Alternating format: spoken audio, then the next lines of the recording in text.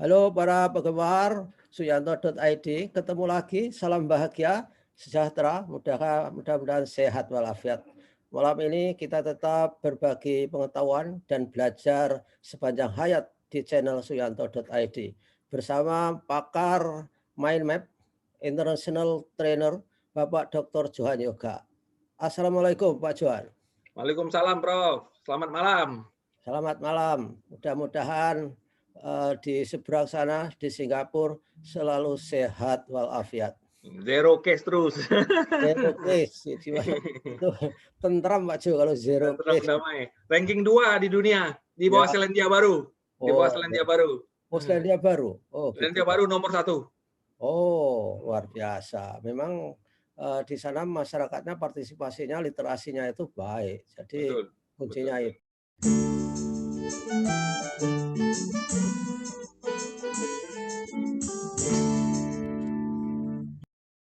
Nah, Pak Jo, di dunia ini ada dua jenis orang, orang sukses dan orang gagal. Kita bisa menginspirasi warga kita bagaimana supaya sukses. Saya kira peran mind map yang Pak Jo perjuangkan dari Sabang sampai Merauke, dari ujung-ujung dunia ini sangat penting. Pak Jo, bagaimana Pak Jo ini? Ya, malam Prof.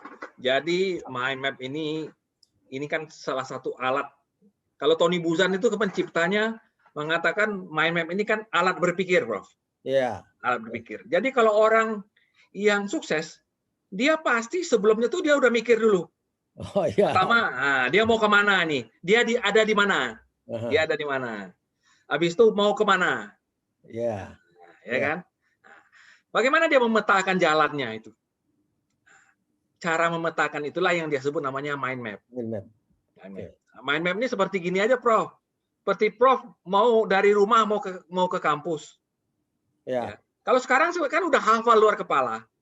Coba kalau pertama kali misalnya, pasti mikir kan, dari sini mentok sini belok kanan, di sini U-turn, sini ini. Nah, karena diulang-ulang, akhirnya nggak hafal kan, nggak perlu mikir lagi. Tapi awal-awal itu pasti mikir.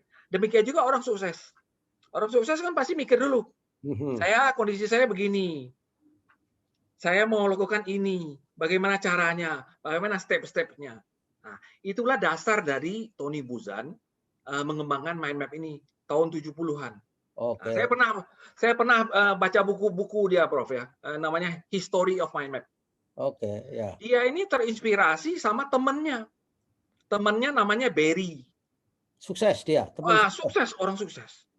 Padahal dalam kehidupan sehari-hari kayaknya orangnya biasa-biasa aja. Tidak kelihatan ngoyo banget. Tidak kelihatan kerjanya terlalu berat. Kemudian dia bertanya ke Barry ini, apa yang dilakukan? Nah, Barry menjawab, saya sudah merencanakan apa yang mau saya lakukan.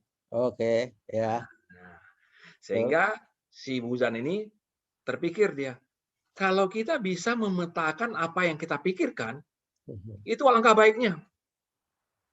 Akhirnya dia membuat sebuah alat, dia sebutnya alat nih Prof ya, tools, thinking tools katanya. Ya. Nah, yang disebut namanya mind map. Itu tahun 74, tahun 74 dulu. Oke. Ya. Jadi para penggemar Suyanto.id, ini kata singkat dari ahli, yaitu Pak Jo, mengenai orang sukses, bahwa kita harus tahu dari mana mau kemana. Ya ibaratnya seperti pesawat Pak Jo, selalu ada point of departure dan point of arrival.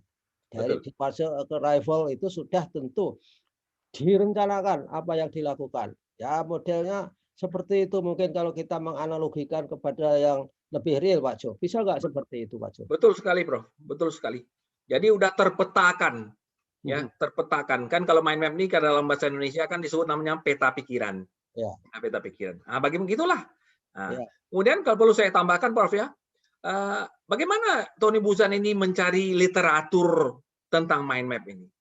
Dia larinya ke neuroscience. Oh, neuroscience. Nah, neuroscience. Bagaimana cara neuron kita itu bekerja? Bagaimana cara neuron kita itu menyimpan informasi? Maka itulah akhirnya dia membuat sebuah alat yang meniru struktur seperti neuron. Neuron, ya. Nah, neuron, ya seperti background saya ini, itulah ciri-cirinya mind mapping. Iya, itu neuron di dalam otak kita juga berkembangnya seperti itu, Pak Jo ya. Betul, betul sekali. Akar-akar beranak pinak dan sebagainya itu. Betul. Ya. Nah, apa ketika orang tidak bisa memetakan pikirannya, tidak bisa membuat tools yang disebut mind map, apa risikonya, Pak Jo? Nah, risikonya adalah apa? Dia nggak tahu dia ada di mana dan tidak tahu akan kemana. Nah, Ya. itu masalahnya. Apalagi kalau dia mendapat kendala. Nah, kalau mind map ini kan begini, Prof ya.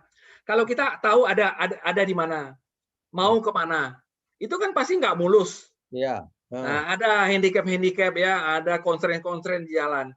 Nah, dengan mind map ini kita sudah mempersiapkan kalau ke sini mentok, apa jalur alternatif kita?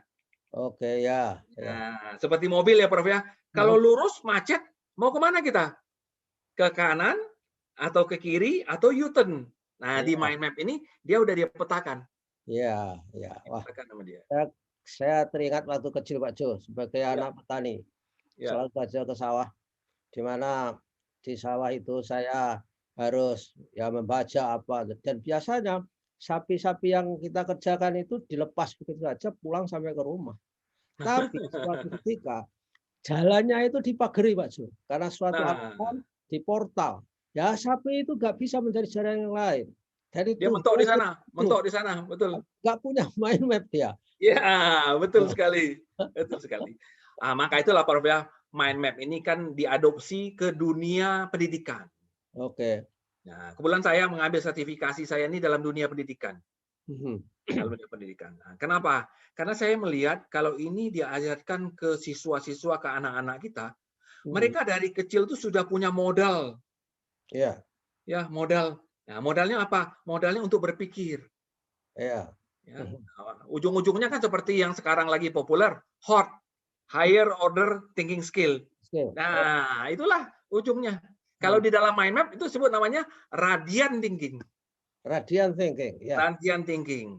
Nah, di sekarang kalau di Bloom disebut namanya HOT, namanya disebut. HOT, ya kan? Radiant thinking itu suatu transformasi, perubahan cara berpikir orang yang dulunya tidak seperti itu, Pak Jo. Dulu kan linear saja ya. Linear saja. Ya, tahapannya apa itu setelah linear itu, Pak Jo? Setelah linear itu lateral dulu. Oke. Lateral ini diciptakan oleh Edward de Bono. Jadi kalau linear itu satu arah, lateral itu dua arah. Ya, ya. Nah, radian ini multi arah. Oke. Multi arah. Ya, saya kira di era revolusi industri 4.0 radiant thinking itu sangat penting, multi arah. Sehingga karena apa? Semua fenomena di dunia ini nggak bisa diselesaikan oleh satu pikiran saja, satu cara berpikir. Sehingga ada yang disebut dengan multidisipliner, interdisipliner dan sebagainya. Saya kira itu Pak Jo kuncinya. Betul sekali, betul sekali.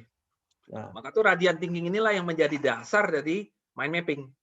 Nah, sehingga itu terlihat dari langkah-langkahnya, Prof. Jadi kalau kita membuat mind mapping itu kita kan ambil topiknya satu, topik di tengah ya. Nah, itu kita sebut namanya pusat. Pusat. Apa? Nah, apa pusatnya? Nah, kemudian memancarlah dari pusat itu ke berbagai arah. Nah, itulah radiannya.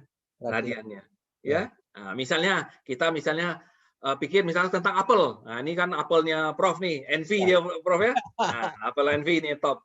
Nah, kalau kita mikirkan apel tuh apa yang bisa kita pikirkan? Pertama mungkin ini khasiatnya. Nah, kemudian harganya. Diproduksi, ditanam di mana? Bisa dibuat apa saja. Nah, berkembang itu terus.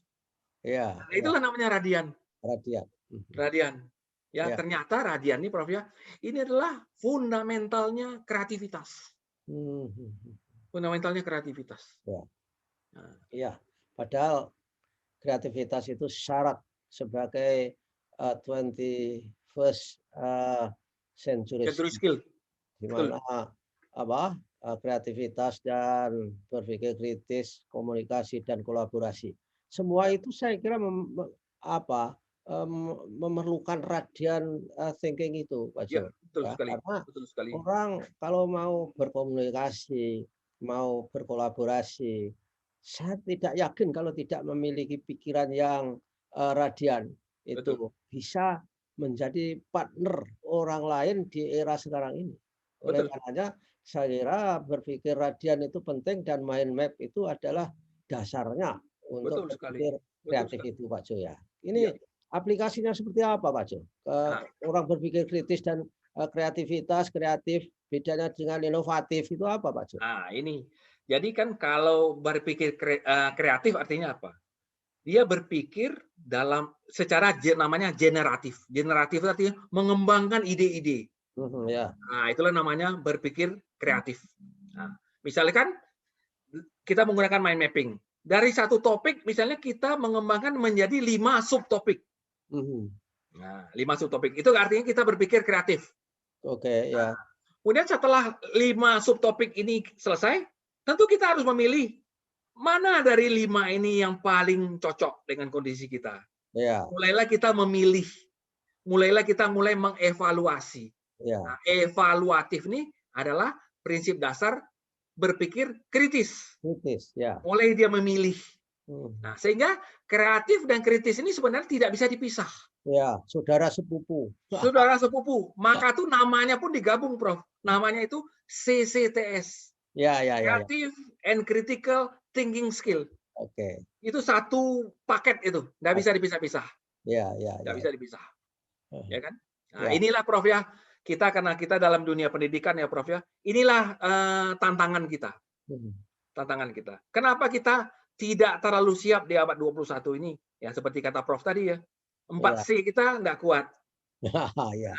4C kita nggak kuat ya. Khususnya 2C yang paling cocok untuk sekolah itu kan yang tadi CCTS itu. Ya. Kreatif dan kritikal itu. Kreatif dan critical thinking. Ya, itulah yang perlu kita kembangkan di dalam sekolah kita. Ya. Kalau sudah terlambat di sekolah, mungkin kita kembangkan di kampus. Ya. Nah, keluarga gimana Pak Jo? Baik. Itu juga. Baik.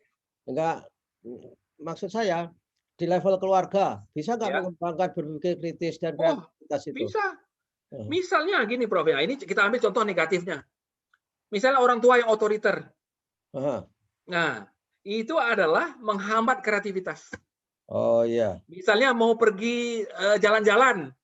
Kalau Singapura misalnya orang tuanya suka ke Bangkok, ya udah Bangkok aja. Nggak mau ke yang lain.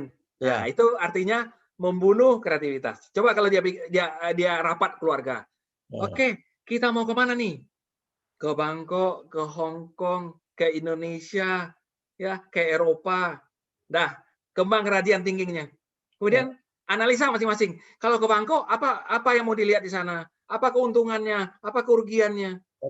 Mulai berpikir kritis. Jadi keluarga itu adalah tempat pertama di mana kreativitas itu berkembang. Oke, ya. Ya, jadi child rearing, jadi pola asuh. Pola asuh. Sangat-sangat penting untuk memberikan peluang, memberi lingkungan bagi anak-anak untuk bisa berkembang menjadi kreatif dan inovatif dan bisa berpikir kritis. Karena zaman sekarang kan perlu berpikir kritis Pak Jo, karena kan hoax selalu ada setiap hari ya. Gimana ini? Ini berpikir kritis ini di tempat kita paling kurang. Kenapa, Prof? Karena maka itu hoax laku ya, Prof ya. Hoax laku. Ya, besok Prof tahu-tahu ada yang bikin gosip ya. Besok Prof Yanto mau bagi handphone di kampus. Itu ribuan orang datang udah. Ya, dia nggak mau nanya lagi kenapa Prof Yanto bagi-bagi handphone besok ya. Nggak berpikir kritis lagi dia. Ya, nah kalau di Singapura dibilang aja besok naik MRT gratis, nggak ada yang percaya, Prof. Ya. Pasti ditanya dulu, kenapa gratis? Emangnya Perdana Menterinya lagi ulang tahun atau lagi mimpi atau lagi apa? Pasti ditanya, ya kan? Nah itulah berpikir kritis itu sangat. Kalau ditanya, Prof ya, mana yang sulit kritis dan kreatif? Sulit kritis. Oh iya. Ya, kalau kreatif itu ibaratnya berpikirnya kan bebas ya, Prof ya, bebas. Namanya generatif. Mimpi-mimpi bisa muncul. Tapi kalau ketika masuk ke tahap kritis, harus realita. Ya, Nah, realitanya tuh harus keluar. Ya, dan iya Pak Jo, saya juga kasihan ya yang nggak bisa berpikir kritis. Masa WA saya itu dibajak orang Itu dia. untuk nelpon orang, itu ada yang tertipu Pak Jo, sampai Itu dia. 7,5 juta, Waduh. Kadang-kadang 30 juta, kita nggak mikir ya, Prof ya. nggak mikir. Dan Iya. Aduh, kok bisa modusnya ketipu? itu saya minta uang pinjaman gitu loh, kok nggak berpikir kritis. Itu Masa dia. saya cari pinjaman 30 Betul. juta. Kalau cari Betul. pinjaman kan 1 miliar sekaligus Pak Jo ya. Betul, tanggung ya. Ya, Itu ya. kalau Prof Yanto masih keren itu 30 juta. Kalau Prof Sutrisna dulu 2 juta. 2 juta juga percaya. Aduh. Ya, itulah. Ya, orang yang tidak berpikir kritis dan jadi Pak Jo Ya, untuk mengembangkan berpikir kritis, kreatif ini sekolah dan rumah dalam arti kehidupan keluarga harus inline Pak Jo saya kira ya. betul sekali, betul sekali. Ya. Ya. Nah, maka itu kalau dalam kondisi masyarakat Indonesia ya Prof ya. Ya. Kan kalau maksudnya udah SD ke atas lah, kan orang tua kan mungkin nggak terlalu banyak lagi terlibat. Nah, maka itu kita lebih banyak mengharapkan guru ke sekolah. Ya. Ke sekolah ya. Nah, maka itulah mind mapping ini disebut namanya kan thinking tools. Thinking tools ya. Ya, thinking tools. Sehingga diharapkan bisa mendorong kreativitas dan inovasi itu berkembang di sekolah, nanti bisa dibawa ke masyarakat. Ya. Ya, kita kan rendah dalam bidang itu. Ya, betul. Rendah dalam bidang itu. Ya. Ya, makanya literasinya juga rendah. Betul sekali. Itu berantai semua, berantai semua. Ya, dalam banyak hal. Mengapa ya mind map itu bisa mendorong kreativitas Pak Jo? Karena melihat cabang-cabangnya itu kan terdorong orang untuk membuat cabang yang lain yang lebih lanjut, betul. Nah, misalnya ya Prof ya itu satu topik ya. Itulah radian itu kekuatannya Prof. Jadi ketika orang melihat satu topik, otaknya tuh mendorong dia apa saja yang terkait dengan topik itu. Kemudian dianalisis masing-masing. Nah, setiap cabang-cabang baru muncul, selalu mendorong orang membuat cabang-cabang berikutnya. Ya. Nah, itulah yang menyebabkan kreativitas itu berkembang.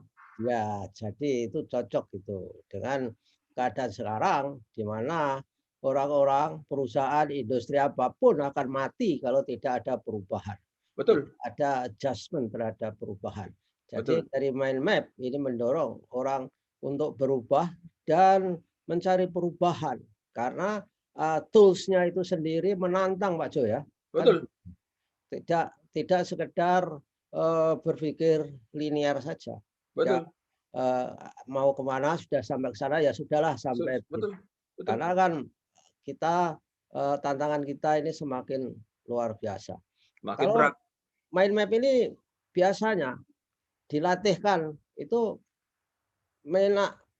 dalam enak bahasa Jawa, enak kepada guru atau kepada siswa Pak Jo?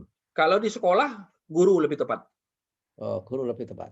Lebih tepat. Jadi karena begini Prof ya, kalau gurunya pakai, otomatis siswanya terdorong pakai.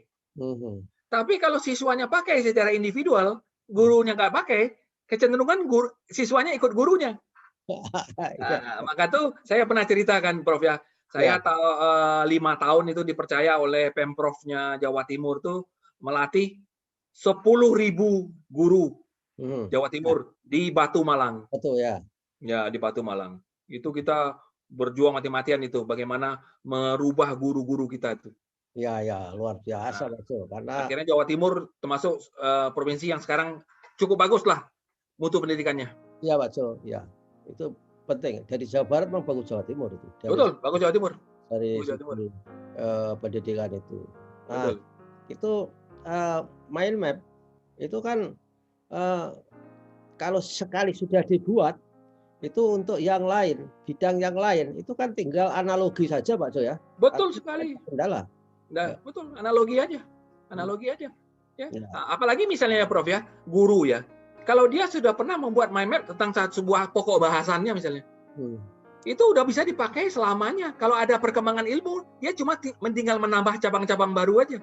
Oh. Ya kan? Yang lama-lama itu tetap ada. Ya. Ya kan? Tinggal mengkait-kaitkan kan perkembangan ilmu misalnya ya Prof ya. Ya. Maka itu Prof ya saya cerita sedikit ya. Di Singapura ya, itu dia melakukan sesuatu yang sebenarnya luar biasa. Kenapa? Tony Buzan ini ketika menciptakan mind map, dia hanya mengkhususkan anak-anak usia 9 tahun ke atas. Oke. Kenapa 9 tahun? Karena udah bisa membaca. Singapura dia melakukan langkah revolusioner. Dia buat namanya My Map for PAUD, for preschool. Iya. Yang semuanya adalah isinya hanya gambar-gambar dan warna aja, Bro. Oh, ya. Ya, gambar dan warna aja. Wah, ternyata benar-benar dampaknya. Kreativitas mereka, ya Singapura kan salah satu negara yang tingkat inovasinya terbaik di dunia. Nomor 1 dunia. Iya, dan gaji Perdana Menterinya paling tinggi. Paling tinggi juga di dunia. Gaji guru-gurunya juga termasuk yang cukup baik di dunia. Ya, dan guru di sana ya, profesi guru itu mirip-mirip sejajar dengan akunting itu enggak. Oh, betul. Betul. Jadi terhormat lah. Jadi, betul sekali. Lain dengan di adat-adat orang dulu itu kalau di sini bahkan nakut-nakuti anaknya kalau nakal akan dinikahkan dengan guru baju. Begitulah di alam bawah sadarnya berpikir tentang guru gitu ya Prof ya. Tentang guru. Itu sudah distigmatisasi. Betul. Singapura memang luar biasa. Jadi orang-orang Pak Jo sering menatar BUMN di negara Indonesia, kemudian perusahaan besar seperti perusahaan telekomunikasi, itu mind map juga sangat diperlukan, Pak Bob.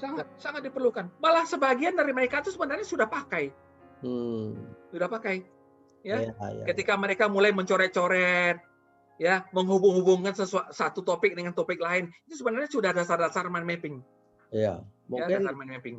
Ya kan? Sehingga kita nanti mengajarkan hanya ini langkah-langkahnya supaya lebih sistematis. Oh ya.